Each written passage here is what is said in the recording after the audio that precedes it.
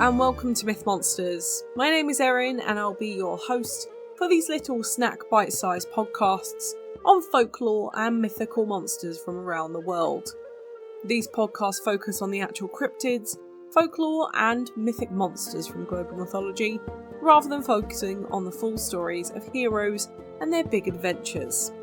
I'll also be dropping in some references that they have to recent culture and where you can see these represented in modern day content so that you can learn more and get as obsessed as I am about these absolute legends of the mythological world. If you're listening to this on release day, thanks so much. Firstly, that's so nice.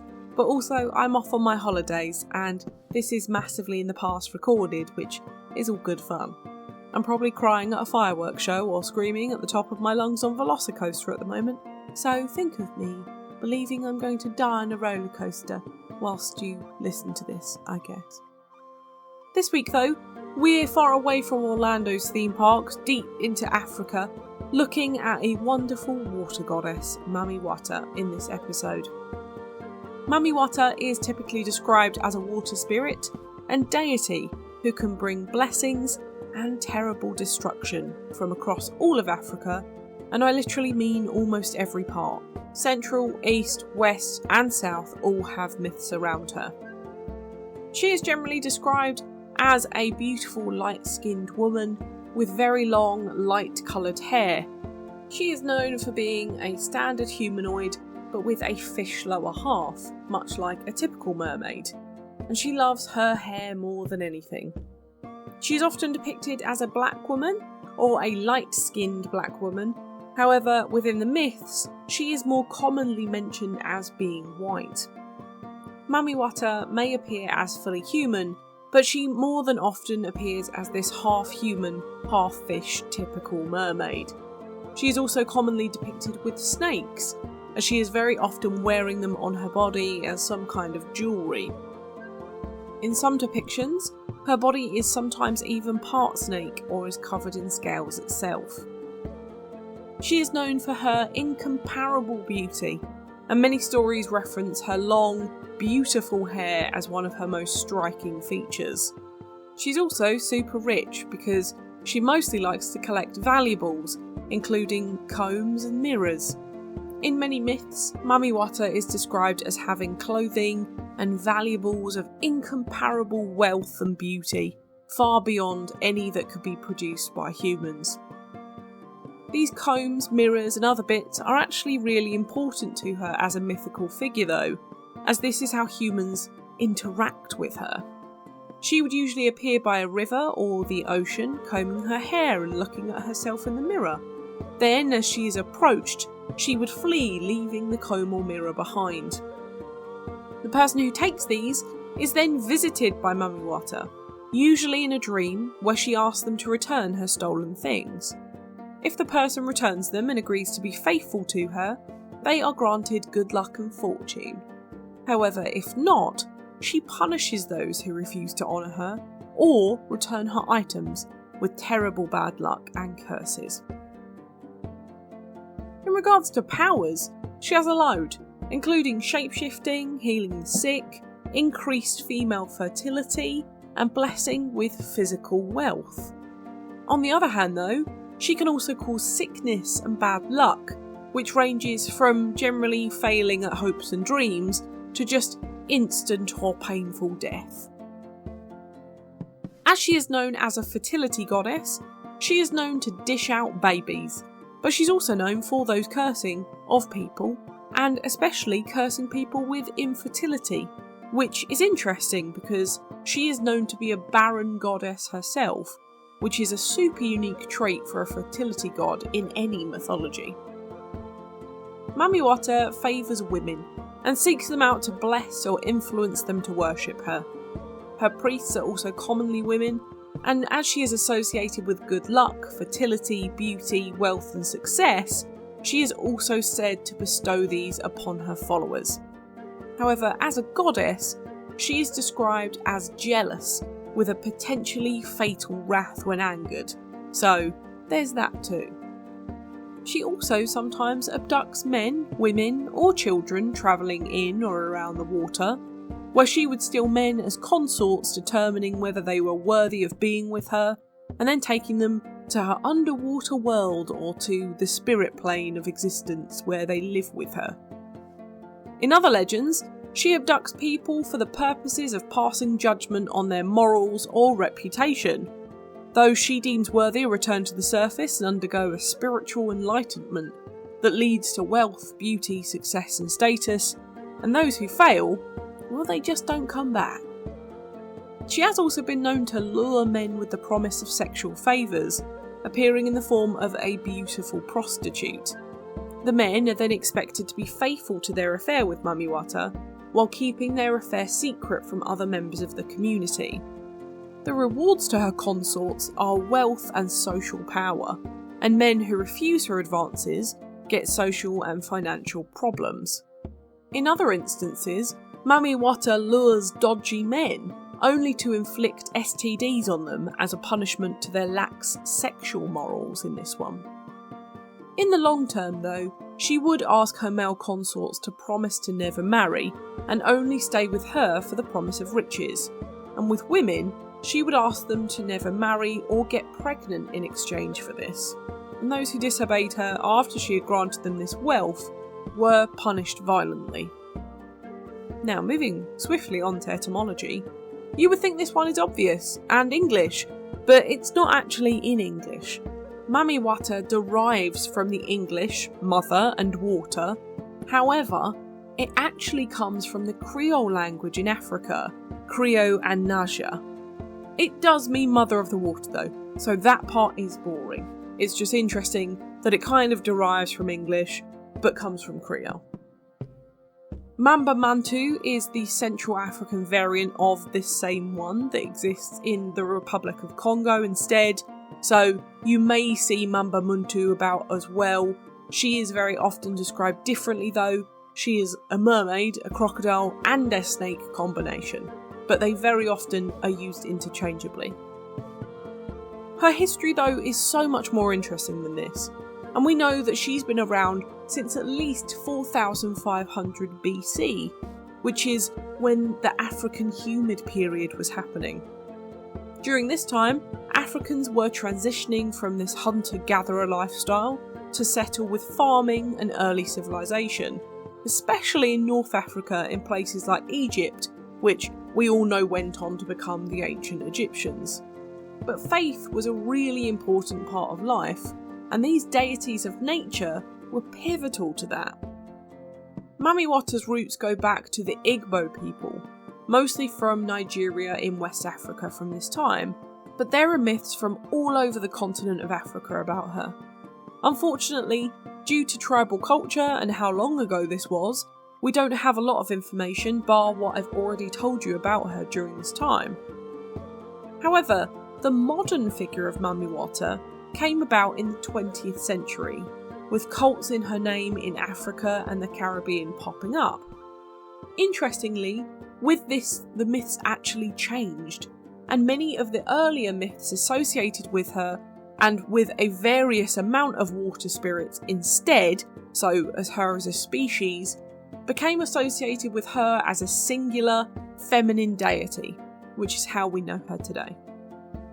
Modern depictions of Mami Wata have, of course, been heavily influenced by European ideals and typical mythological tropes that blended with the native African culture during the Atlantic slave trade between the 16th and 19th century. Because of this too, the myth spread from Africa to the wider world because of the slave trade, where Africans were displaced from their homes, so the myth travelled and created its own stories, mostly in the Caribbean and the US. She is also still a really important figure in the modern Voodoo religion, or Voodoo as we commonly know it as, which is a West African spiritual tradition that has spread with the African diaspora. Many modern Vodun groups have incorporated Mami Wata as a powerful household spirit, and with families and priestesses offering tribute to try and improve finances with her blessing. Worship of her today is widely done outside of this though. and there is a huge variety in shrines and rituals used to honour her around the world. What I like to see is that the worship of Mami Wata is usually passed down from mother to daughter, and she is now viewed as a symbol of feminine power amongst modern worshippers, which I think is pretty neat. Under slavery, African religions were demonised as devilish, and practices were carried out in secret or under cover of Christian ritual, due to the constant threat of punishment by deportation to other colonies, or even death in the Caribbean and US.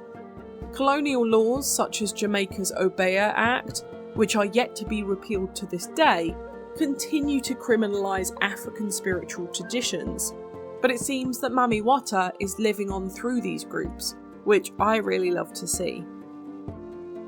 Moving back onto mythical comparisons, of course you know what I'm going to say. Yeah, it's mermaids, it's sirens, and it's the Melusine. These three half-lady, half-fish ladies of the deep are the natural comparisons to this one, with the mermaids from Europe, the sirens from Greece, and the Melusine from France, all having their own nuances. I've covered the first two in their own episodes, and the Melusine is coming up if you want to learn more about these ladies of the deep. Now, onto modern media. I have a few bits for Mami Wata herself, but I filled this up with watery goddess media, which was an odd search term, just to let you know. For art, have a look at independent art of Mami Wata this week. It's beautiful. If you have a look on stuff like Pinterest or DeviantArt, there are some really, really stunning pictures of her made by independent artists. Do support them and have a look. In movies, we have Nakuru, Mami Wata, Song of the Sea, The Lady in the Water, The Ring, Pirates of the Caribbean, Mortal Kombat Annihilation, The Little Mermaid and Clash of the Titans. For TV, we have Avatar The Last Airbender, Siren, Jackie Chan Adventures, The Haunting of Bly Manor, Power Rangers, Encantadia, Steven Universe, Merlin, Captain Planet and the Planeteers, Ninjago, H2O Just Add Water, Voltron Legendary Defender, Hercules The Legendary Journeys, Courage the Cowardly Dog, Miraculous Ladybug, Super Sentai, Disney Fairies, The Little Mermaid, Meteo Heroes, Tidelands, Mermaid, Shaolin Wuzang and Lord of the Rings of Power.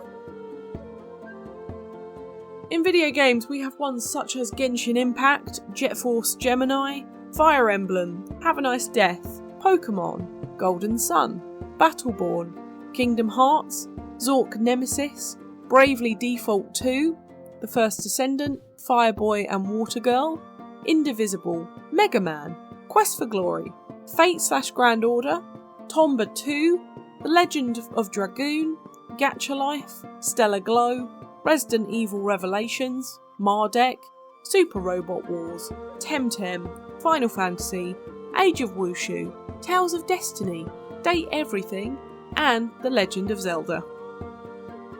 My book recommendation this week is for The Watkins Book of African Folklore by Helen Newt, African Myths and Tales, Epic Tales by Dr. Kwadwo Osai Nayami Jr., and African Myths and Legends, Tales of Heroes, Gods and Monsters by J.K. Jackson for a great summary of African mythology, gods and monsters. I also have some recommendations for fiction this week too, with Flora Nupia's novels Efuru, Idu, Never Again and The Lake Goddess, and for Helen Oyeyemi's In the Opposite House for an African water goddess fiction based on Mami Wata. So, do I think they existed? Do I think they existed? I'll be honest, I'm not sure about this one. I could go on and on about my rule of what's in the ocean that we don't know about, but I would just bore you with repeating that. But with this one, it's not so massively relevant, as she's more of a goddess. So, of course, I'm not kind of expecting to see her around or bump into her. What I really like about this one is the focus on women and the power she gives to women to this day within these groups. I like the classic fertility goddess as much as I like the vengeful sea goddess version of her. But also, Add in that she's a mermaid type creature who can be bargained with. She's the perfect type of mythical madam. And I don't want to call her a monster by any means, just mainly so I don't get cursed myself. I have always had a real soft spot for fertility goddesses because they give women so much hope in something that they are held to such a high standard for. And if she comforts them in their time of need, that is all I care about. I do think it's harsh to curse them with infertility, but what do I know, I guess. I've actually really enjoyed covering this one, and I really love learning about African folklore as a wider subject because I just don't know very much about it, so I hope you've enjoyed learning about this one with me too, and I really look forward to covering more of them. And also, really importantly, I want to share a note from Blam, who are a UK charity committed to ensuring the black diaspora thrive in the UK and beyond.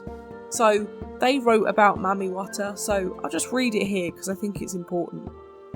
The mermaid is a universal cultural staple. It features in several cultures around the world, particularly those in countries with coastlines. Mermaids do not have a default appearance, and they do not all have features commonly associated with white Europeans. The mermaid myth in black countries is ancient, rich and complex. Mermaids, particularly Mami Wata, are venerated as well as feared. Her lore and status was transported during the transatlantic slave trade and spread across communities of people of African descent. Although the image of mermaids that is mainstream and widely popularised in film and other media does not resemble black people have always had mermaid myths and legends which are rich, layered and long-standing. But what do you think? Did Mami Wata bless and curse the women of Africa? Let me know on social media. I would love to know what you think about this one. It was a really good one this week. I actually hesitate to call her a monster in any way, so I really enjoyed covering this and I really hope you did too. Next week though, we're heading on over to the Slavic countries in Europe for another god and household spirit. You may remember him from our Kikimora episode last year, but do make sure you leave out some bread and cheese for the domovoi next week. For now, thank you so much for listening. It's been an absolute pleasure as always. If you enjoyed this podcast, please give it a rating on the service you are listening on. I've got loads of social media for any questions or suggestions on what monsters to cover next, and I'd really love to hear from you. The social media handles for TikTok, YouTube and Instagram are Myth Monsters Podcast, the Twitter is Myth Monsters Pod, and Blue Sky is Myth Monsters. All of our content can be found at mythmonsters.co.uk, and you can find us on Good Pods, Buy Me a Coffee and Patreon if you want to help me fund the podcast too. Come join the fun though, share this with your pals, they might love me as much as you do, but for now, stay spooky, and I'll see you later, babes.